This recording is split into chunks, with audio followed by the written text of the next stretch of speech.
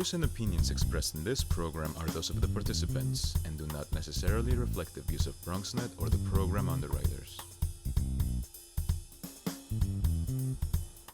What's up, Bronxites? We're excited to bring you episode number 5. We're back, Emerging Media Makers. Get very comfortable. Stay with us on BronxNet as we take a quick look at the independent space.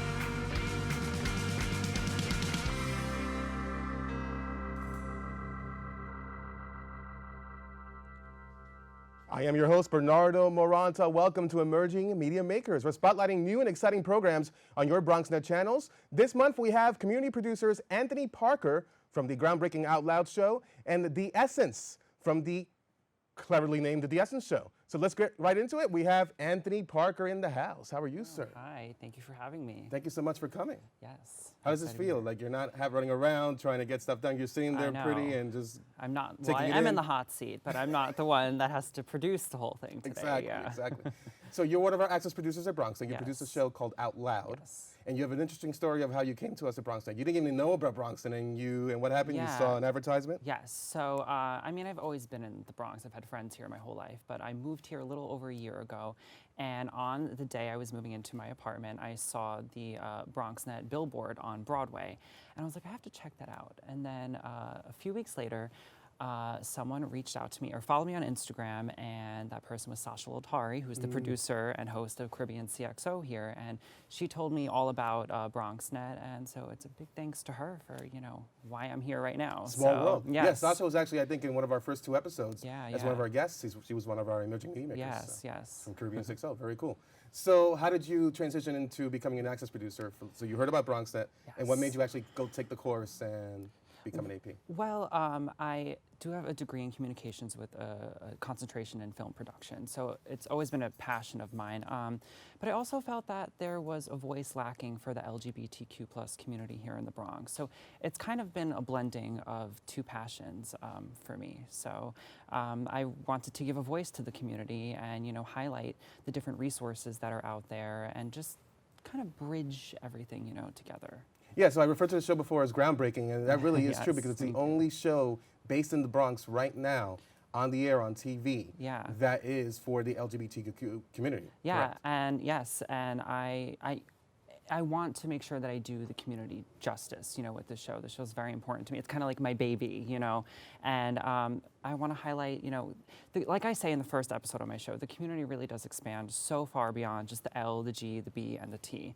And I really want to highlight all of that and let people know of the centers that are available and the different people doing work in the community and all the different, safe spaces out there. So we've had different people on our show. We've had most recently a queer author, a producer of different queer short films and web series.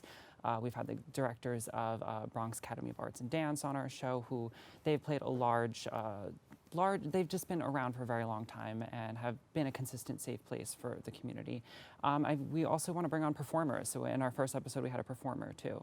Yeah, no, I saw that. You have performers and you have a producer, director, writer. You have a lot of high-profile guests. We're going to take a quick look at a clip right now from his show, Out Loud. This is Anthony Parker.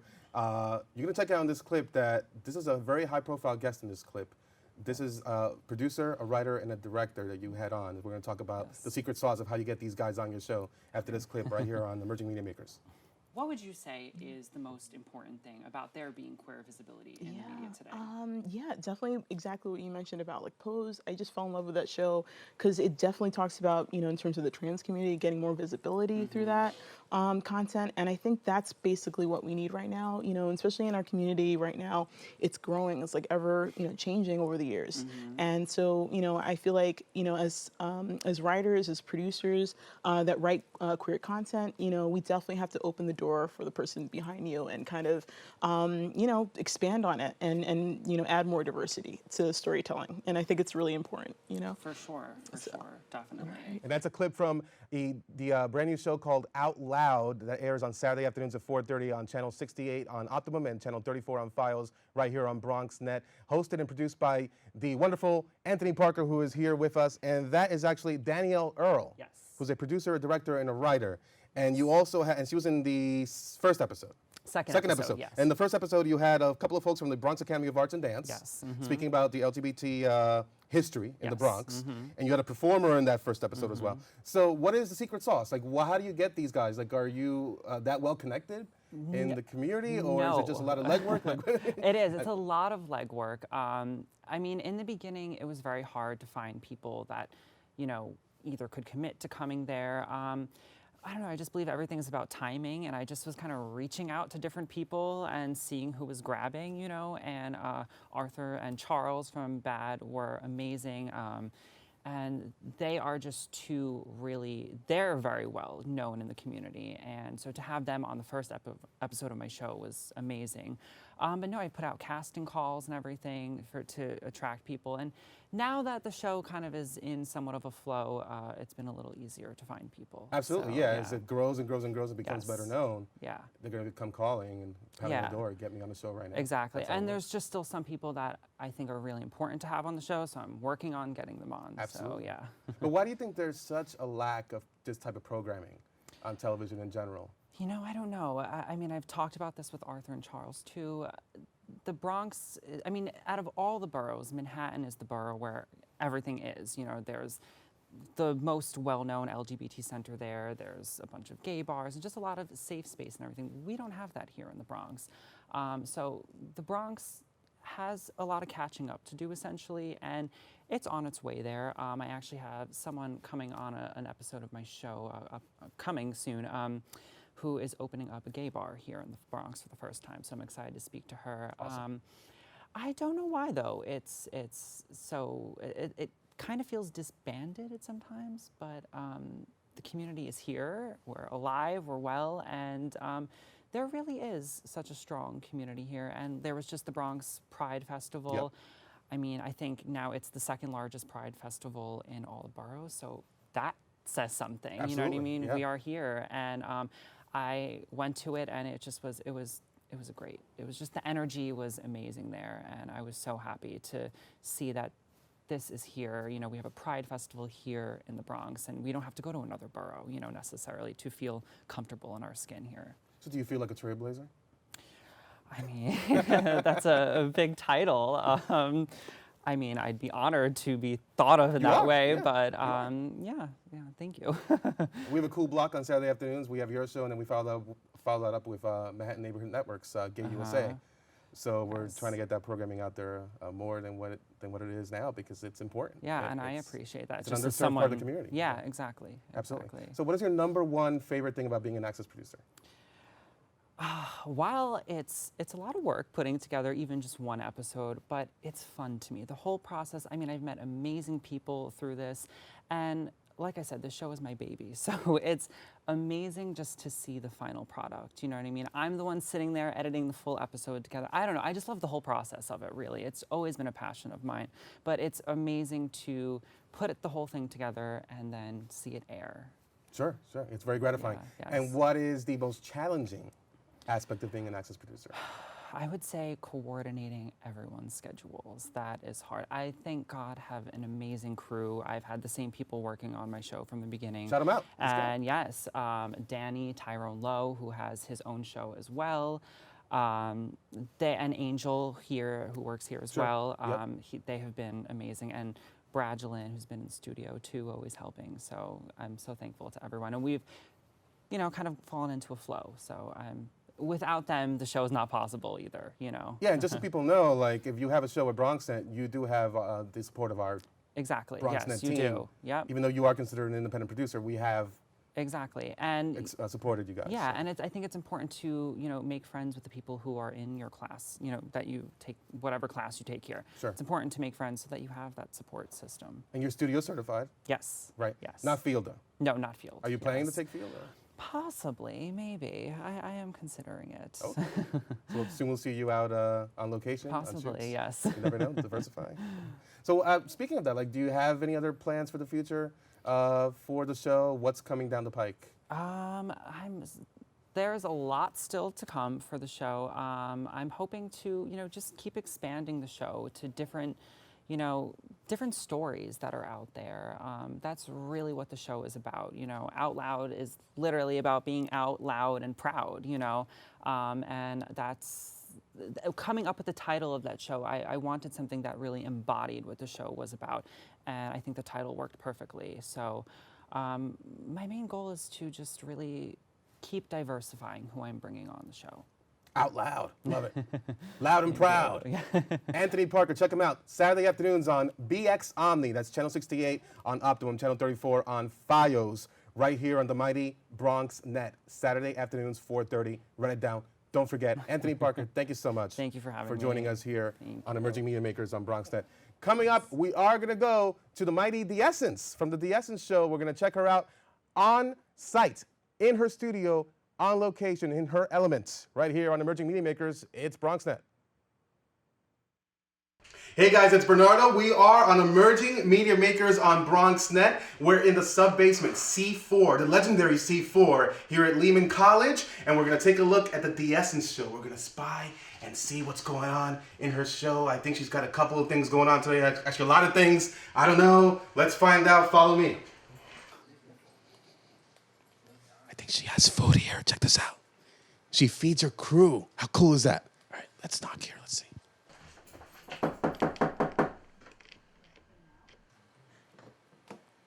Hey! Welcome to the set of the Essence show. In? Of course. Thank you. Yes, make this your home. Hello.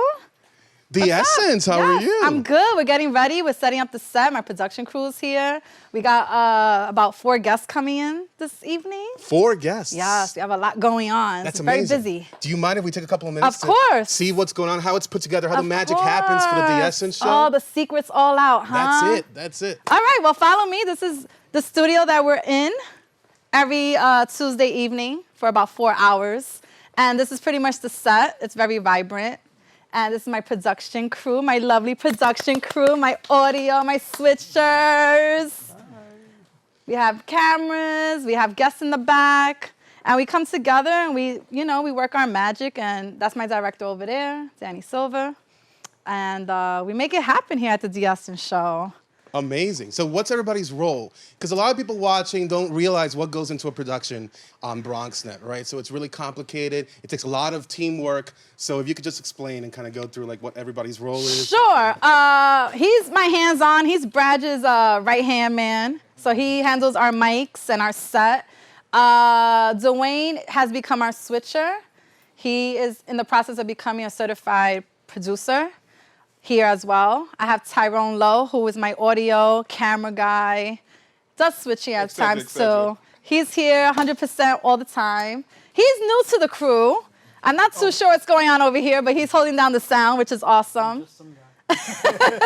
And this is Danny. That's my director who works right along with Bradge. And yeah, that's my infamous camera guy, video guy. We do events together and we become friends over some time, and we're working on a new intro and outro together. So cool. Yeah. So here's my question though, like, what's up? You found these guys in class, or are they your friends, or like, because a lot of people are like, oh man, like, where do I find the crew? Like, what do I do? But you seem to have it all set. I went through the same thing. I had a lot of anxiety, but I took a class and I became very close with certain individuals, and I started looking at who can be beneficial to the show and who was serious. We have Delia Ortiz, who's our post-production editor, who's not here at the time because she has school, but we do have a crew here, and it was through class here at BronxNet. And Danny's been working with me for about 4 years. I started online radio at Nightline TV, and I'm just bringing him along with me because he just knows how I work, and we work great together. So I always told him from day one, as high as I can go, he will be with me, God willing. So you took the class, you networked. Yes, and network every single day of my life. Beautiful. And I took classes and just, try to make a team and be each other's, I guess, not hunch over, but, right hand and make it happen. We're going to do a little sit-down chat with the Essence in a little bit. We'll come right back on Emerging Media Makers. Do you have any tips to give males and females? Absolutely. For anxiety, I don't recommend medication. However, that's completely up to you and your doctor. I took the holistic approach. With that being said, I looked into what foods I can eat that can benefit me.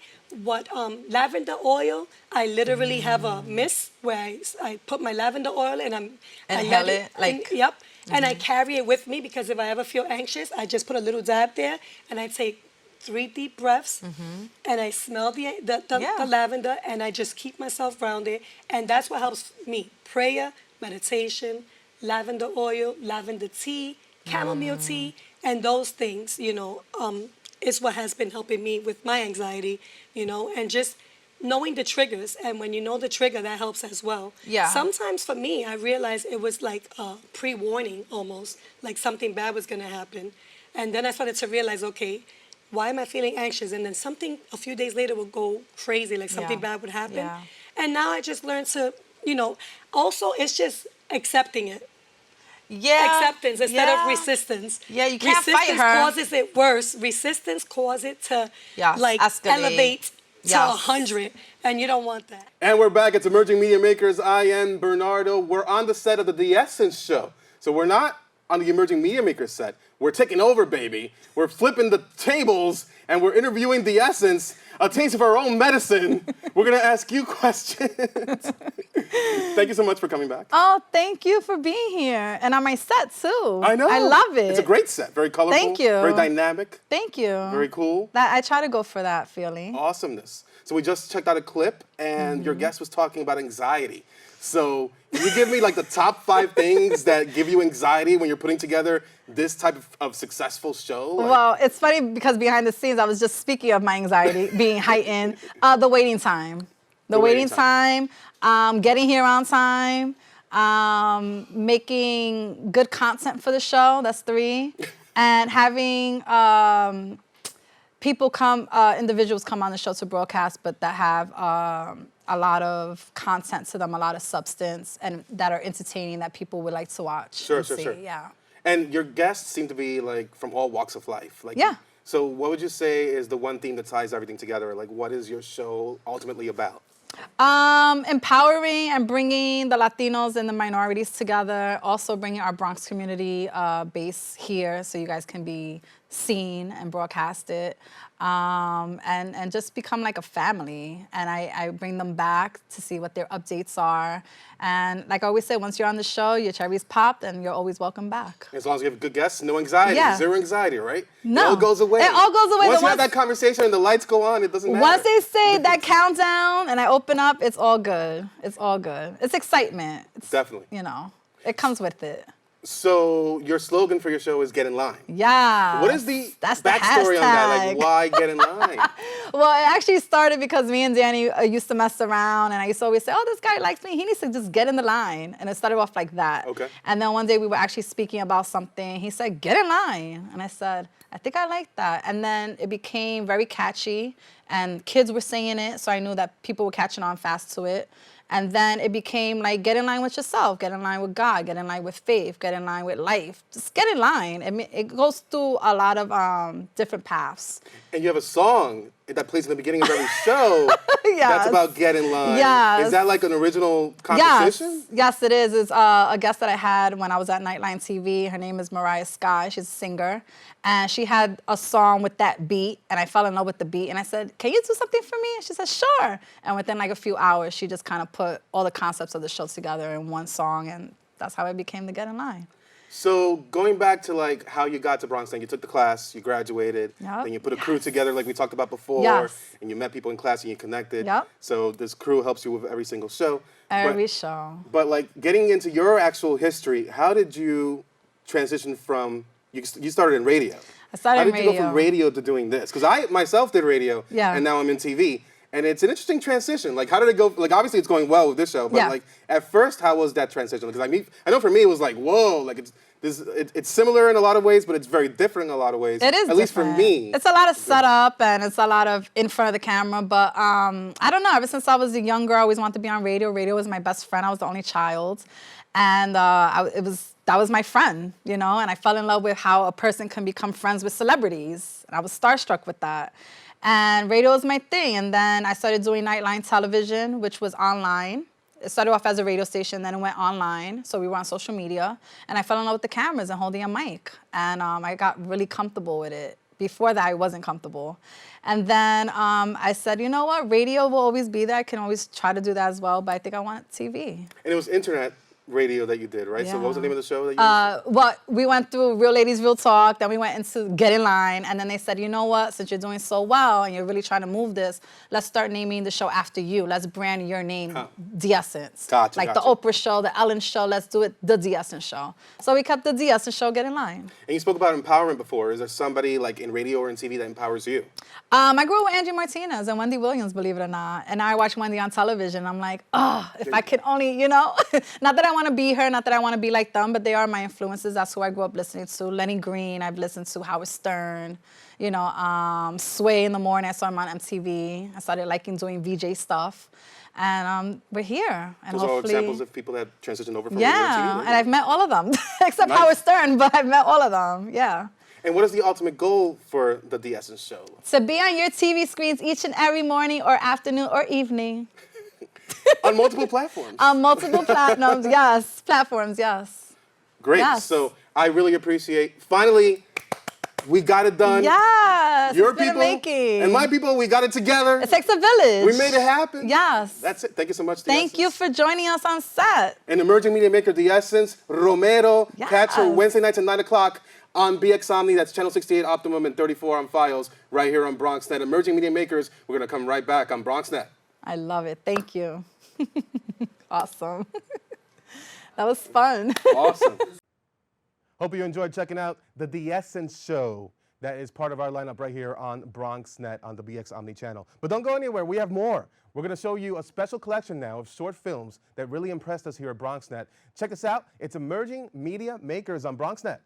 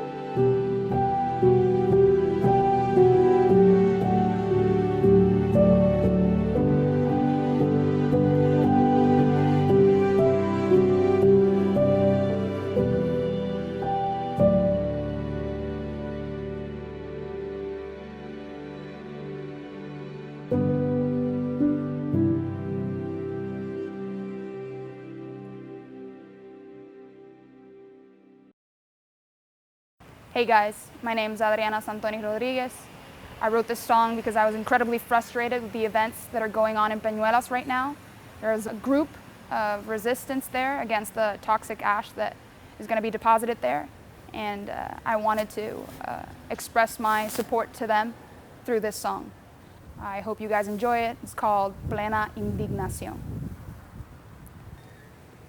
Chimenea de muerte, no te voy a tolerar. Muévete a fortaleza si tu ceniza quieres tirar. Chimenea de muerte, no te voy a tolerar. Muévete a fortaleza si tu ceniza quieres tirar. El abuso está rampante, yo no me puedo callar. Asfixian a Puerto Rico con las cenizas del capital. Chimenea de muerte, no te voy a tolerar. Muévete a fortaleza si tu ceniza quieres tirar. Chimenea de muerte, no te voy a tolerar. Muévete a fortaleza si tu ceniza quieres tirar. There's been a camp with protesters in Peñuelas, in Barrio Tallaboa, resisting the entrance of trucks full of cenizas tóxicas that contaminate the environment and their water sources. They've been having a legal battle with them. They got the government to sign a law which said that they couldn't deposit the toxic ash there, but then the government used a loophole and changed the components of the ash to say that they were no longer toxic.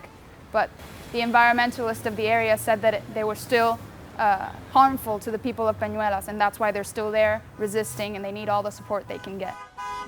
La policía los escolta, dan ganas de llorar. Los camiones del veneno van pa' Peñuelas de madrugada. Chimenea de muerte, no te voy a tolerar.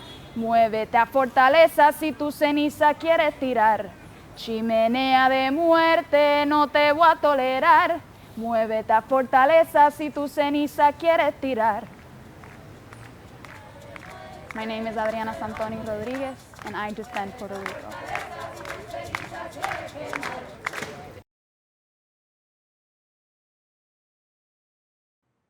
Episode 5 in the books. Thank you so much for joining us on Emerging Media Makers. I want to say a big thanks to Benaya, our director here on this episode, Itzi Portuondo on the prompter, and the rest of CS team, Creative Services here at BronxNet. Producers Phil Lane and Audrey Duncan, thank you so much. Associate producers Leo Mary Rodriguez and Ramon Torres, thank you. BronxNet, remember, provides training and classes to Bronxites so that they can tell the stories that are important to them. You could be one of them. Just got to learn more at BronxNet.org right now. Go to BronxNet.org or BronxNet.tv. Click on Join Us, and then click on Produce Your Own Show and become an AP, an Access Producer. We look forward to seeing you in the studio soon. Until next time, Bernardo Moronta for BronxNet, Emerging Media Makers.